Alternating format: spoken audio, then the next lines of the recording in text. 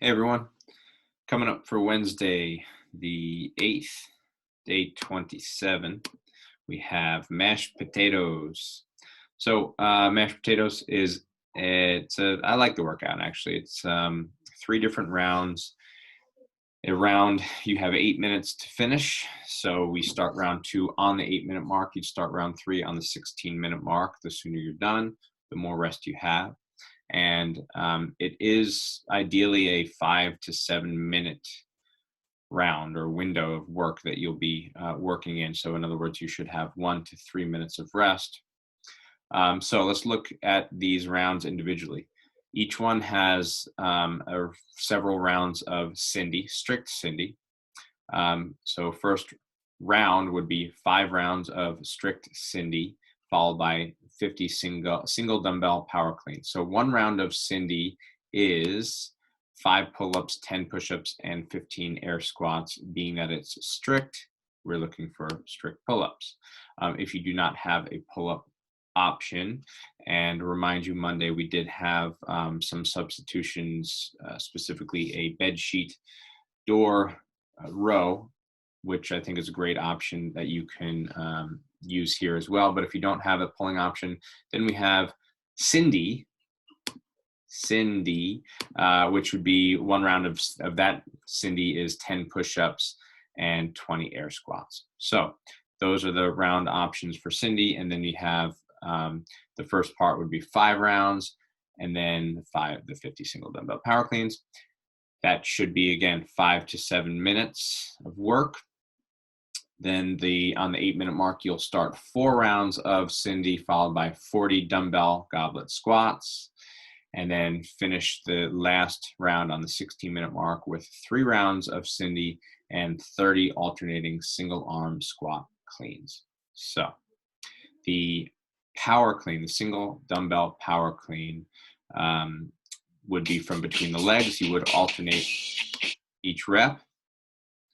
All right, so you are jumping it with a straight arm up to your shoulder and a slight knee bend to catch. You want to try to land flat-footed, so you absorb it. That was an example of muscle cleans, those last 2 that she did, which if it's light enough, that is totally fine, of course, but we want to practice that soft hip reception. And then the squat clean thruster, much more complicated movement, again, alternating. This one, it starts the same way, except now at the top, you're going to squat underneath the dumbbell and then come up and press overhead. So full squat, press.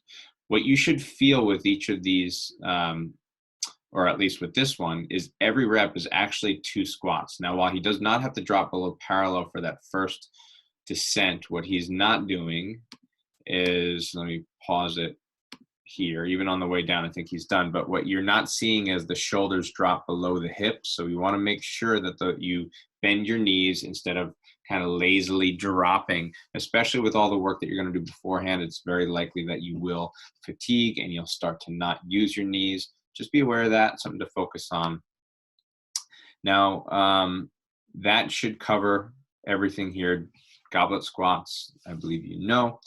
So might take a couple glances to make sense of this, but I think it's going to be a cool little workout. I'm curious to see. Now, to maintain that 5 to 7 minute output, there's a good chance you might have to reduce these numbers, right? It might be 3-2-1, it might be 4-3-2. This is assuming that you could pretty much do 1 round of Cindy in a minute. And if not, then that's a reason to cut down the rounds.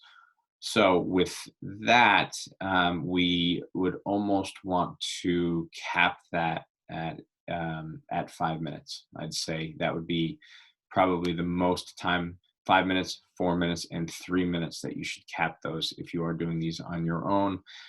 This way you do have time to finish the single dumbbell movements. We don't want to miss those. Okay.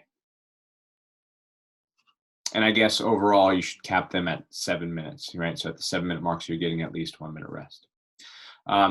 So the warm-up is 2 to 3 rounds where you have 30 seconds of dumbbell deadlifts. If you don't have 2 dumbbells, then that's fine. Stick with one. It might even make sense to do one anyway, since that's what we're going to do for the workout. In which case, the single dumbbell deadlift would be from between the legs. So just switch after 15 seconds. Wall squats. It's been a while. That's facing the wall, arms straight video you can look at. Overhead circles would be very small circles in each direction. If you have 2.5 or 5 pound plates, throw them in hand. And then 10 inchworms. And then the body armor today is, it's actually very much for the L-sit work. So it's going to be 30 seconds of holding a straight leg out.